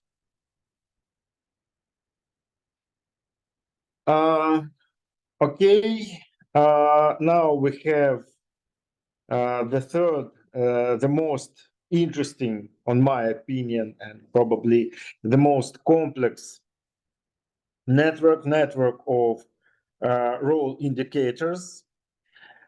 We see that we had 6 roles, as you remember, but generally we have 67 indicators. The most number of indicators that we have here in the analysis is watchdog indicators, but some of these indicators can be grouped into smaller groups, and we see how these indicators are distributed through global journalistic roles. So here we see the top role indicators, the most frequently used ones, which the top 3 are qualifying adjectives, interpretation, and personalization. I think that these are interconnected with these parameters are interconnected with interventionist role. The number of lines here is 2,195, and density is 0.978. It means that the network is tightly connected as well. All of 3 our networks are tightly connected, so we need to find some threshold which will make this picture more visible. What do we see from this picture, the picture with threshold 1,000? We see here that some parameters from some roles are quite strongly interconnected. For example, the orange, 5 orange indicators in the center are indicators of interventionist roles. The gray indicators on the left are indicators of watchdog role, and some of them are not interconnected with another, and some of them are interconnected with interventionist role and with pink role, emotions, personalization, private life, morbidity, and sensationalism. This is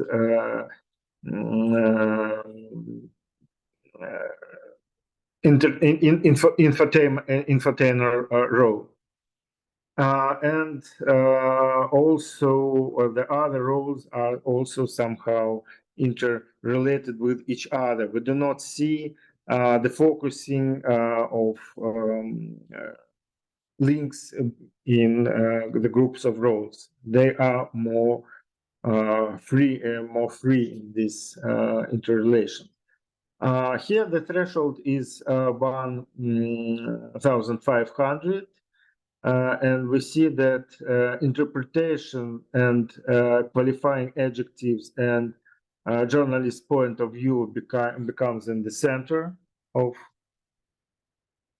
this network, as well of criticism of other and different type of criticism of other in the network in the group of parameters from watchdog role. And it is interesting that, for example, for the supportive journalism, we see weak interrelation between the majority of parameters, for example, patriotism, national triumphs, and promotion of the country are quite weakly interrelated. And so here is the network. This is shrink network with shows interrelation with parameters which are grouped into parameters of professional roles of journalists. The marks here are not right. They are not marking the roles themselves, but one of the parameters of the roles. Anyway, the gray parameter in the left is watchdog, and in the center we see such parameter as such role as interventionist role, and we see the most strong link is here, and we see a strong loop in the case of watchdog role.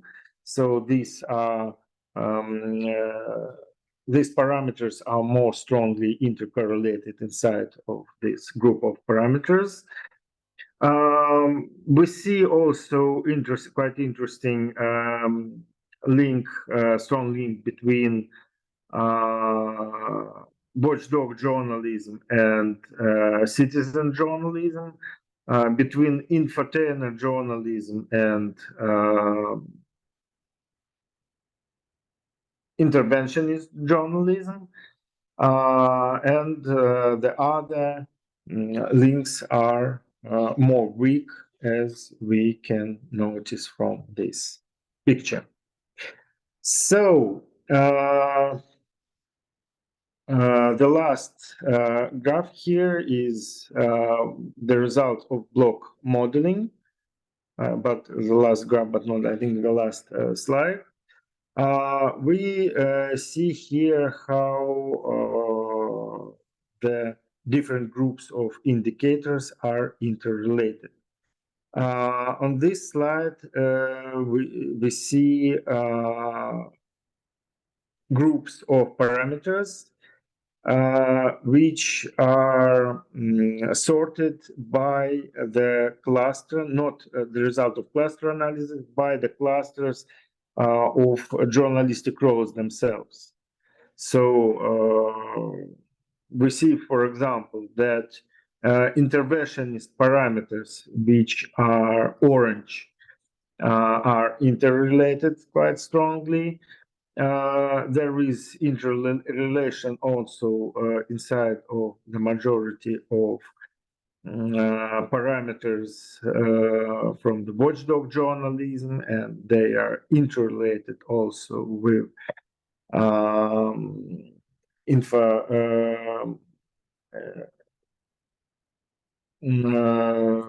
with the first group. So this picture is quite understandable, I think, and it can be discussed more. But what I want to show the different point of view based on another clustering, the clustering which help to find three clusters based not on journalistic roles, but based on the closeness of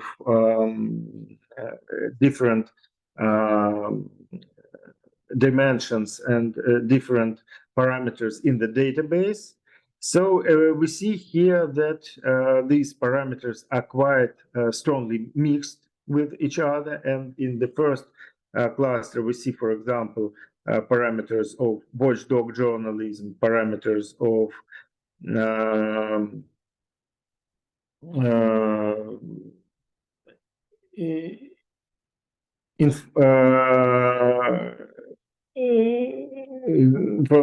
from the first group and also from the group of civil journalism, and there is a strong interrelation inside of it. The second cluster is characterized with interrelation mostly with the first group of parameters, and there is a quite weak interrelation with any parameters for the third cluster. So this is also a result we should think about, and to this result is good data for interpretation and further discussion on the nature of journalistic roles. Here are some references which can be helpful if you will be interested in further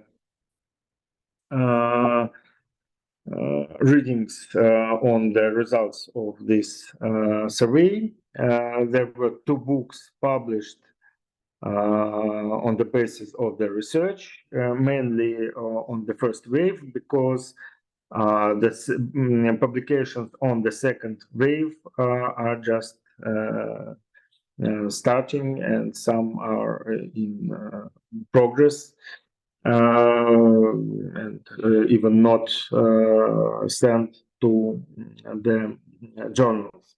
However, we have 2 books. One book is Journalistic Role, Performance, Concept, Context, and Methods. This book is written by Claudia Milada, Lea Hellmiller, and Wolfgang Donsberg as editors. The second book, edited by Claudia Milada, is titled Beyond Journalistic Norms. Also, you can visit the site of the project, journalisticperformance.org, which contains many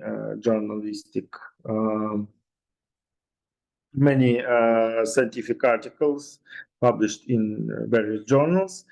And one of these articles was published in Russian.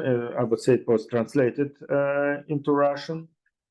English version also exists, and it can be found in journal Communication, Media, and Design. So maybe this is the result of cluster analysis of countries based on various dimensions. I showed you the pictures from this analysis, and the interpretation can be found there. So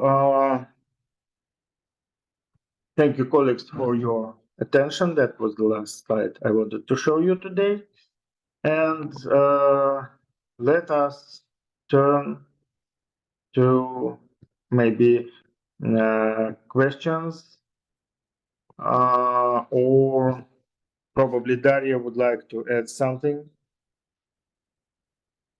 Actually, I would like to add that accidentally I forgot to send to Sergey the final version of the file showing this 6 roles of journalists and how they are interconnected with each other according to the shrunk network. And actually now I can show it to you. And great.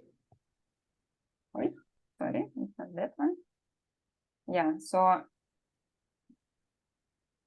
the best would be to show it like this.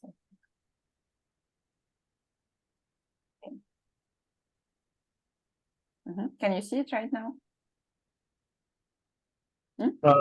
Well, we see, I think, picture from one S. Yeah. Then no. Yes. Yeah. So sorry again. I was supposed to send this file a little bit before the presentation. So here we can see that how these roles are interconnected within each other, and like how the indicators are interconnected within each other, and they form the roles. And of course, as these indicators are interconnected, then we have these loops. So we can also see that some of these loops are more intense. So some of the line weights are more intense than others. So it means that the interconnection inside the group is higher than interconnection, like for example, in Watchdog group of indicators, they are more tightly connected than the indicators in the service role. Yeah, we see the different color. And we also can see by this approach how the different roles are connected with each other. And so we see the interventionalist in the middle. And as Sergey said, it is highly connected with Watchdog and infotainment. And at the same time, they also have a connection with themselves. And also they're connected with Civic. But at the same time, we can see that, for example, some roles like service or loyal facilitator are less tightly connected to interventionalists. And in general, they have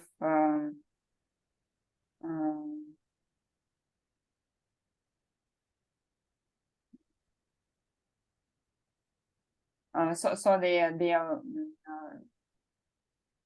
the weight of their links is not so high as for other indicators, other roles. Yeah, so it looks like this is a nice representation, and as we discussed also with Sergey, that it can be used also for like designing the research, because it's interesting to see how different indicators which are supposed to measure something, like the watchdog function of the journalist, like if they are connected with each other, and if the person who has this, who is playing this role, is also playing at the same time another role, and so like this is very much connected. So that's why probably the people who are measuring these roles should think how to differentiate better, or to how to put these indicators into one group, and so on and so forth. So I think this is a nice thing to discuss for Sergey and his working group for those journalists, for those people who are studying, who are making this journalists project. Yes, so that was about it. And what else I wanted to say is that I think it's interesting example how we can propose methods of network analysis to the data, which was not supposed to be a network data. So it was a code book, as you have seen. And Sergey showed at the beginning that actually we can look at this data as a matrix, where the publications are connected to topics. So this is already a two-mode network. And I think that this is a way how we can consider different type of other data, and actually to find some networks in some data which is not supposed to be network analytical data. and it looks like this approach can show some hidden some hidden interrelations. Interrelations. Yes, thank you so much. Between the indicators which are studied, and so it can be useful also to look at it from this perspective. And if whether you have any questions about the methodology and some analysis, so just ask, and we will come back to some slides, and I can also make some other comments. But I have seen that Alexander was turning on the microphone, so it means that Alexander probably wanted to ask some questions. Nope, it's false click. Huh? Nope, it was a false click. False click. Okay. Sorry. So then, yeah. Maybe I will be the first to ask a question, or maybe give an idea for some changes in analysis I want to discuss. It is connected with watchdog role and its predictors. There we used about 30 indicators, which is much more than other indicators for other roles. But there are two levels of indicators there. For example, just like an example, there was an indicator, for example, is journalist writing about process about some elite group. And then there are various parameters, for example, one for political group, second for religious group, third for economic group or business, and so on and so on. So we get 7 indicators instead one.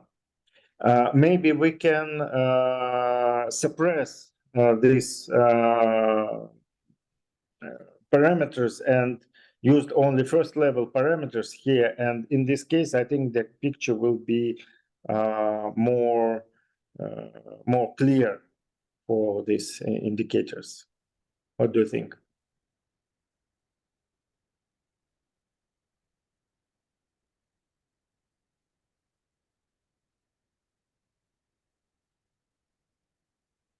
I think. Okay. Yeah, I think that no. But I can I can answer that. I think that yes, it is really.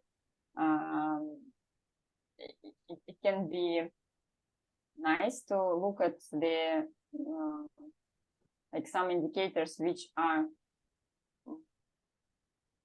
So okay, let me start from the previous thought. So that sometimes in some matrices we have seen actually that there is a group of some indicators which are devoted to some role, but we see that the group, the part of them is interconnected with themselves, but some others are not, and they just kind of they're not connected with each other, and they're not so much connected with some other indicators. And so probably we can look at them and also to think to somehow shrink to somehow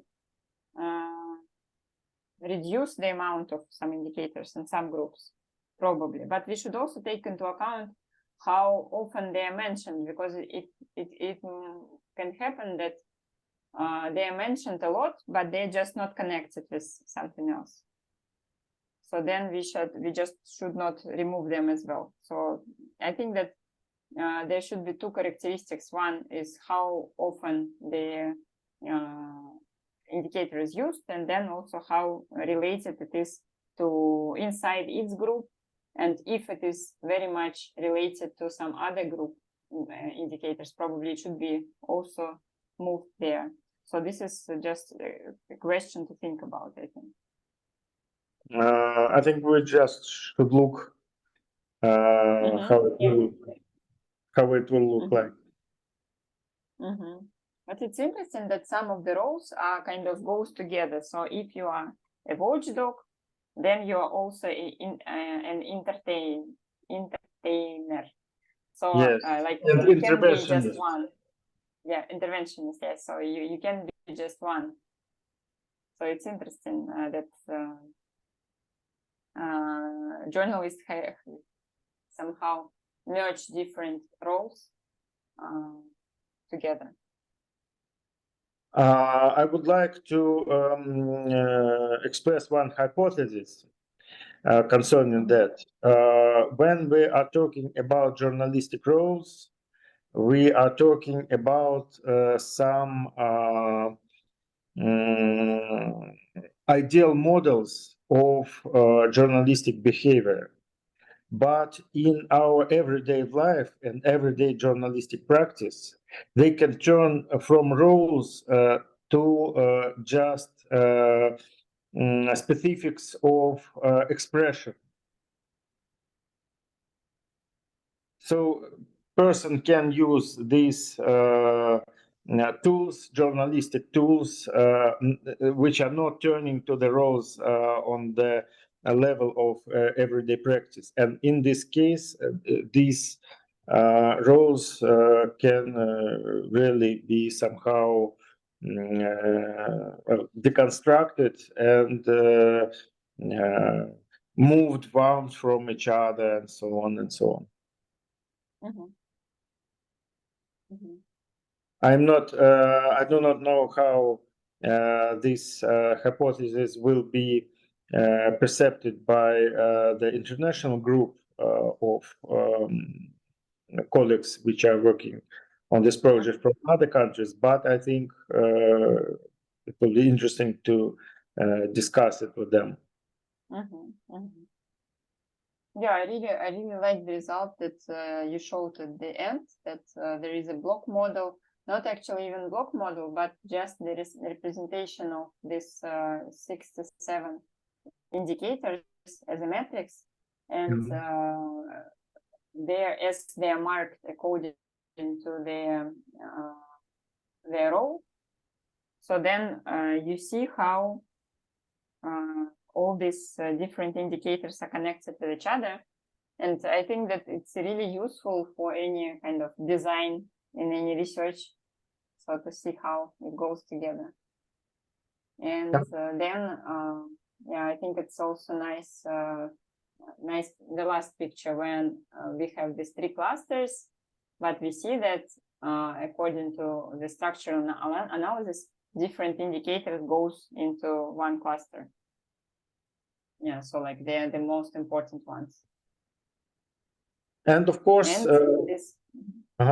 and of course, we can see country by country features, and it is interesting if these clusters are stable from country to country, or they are different.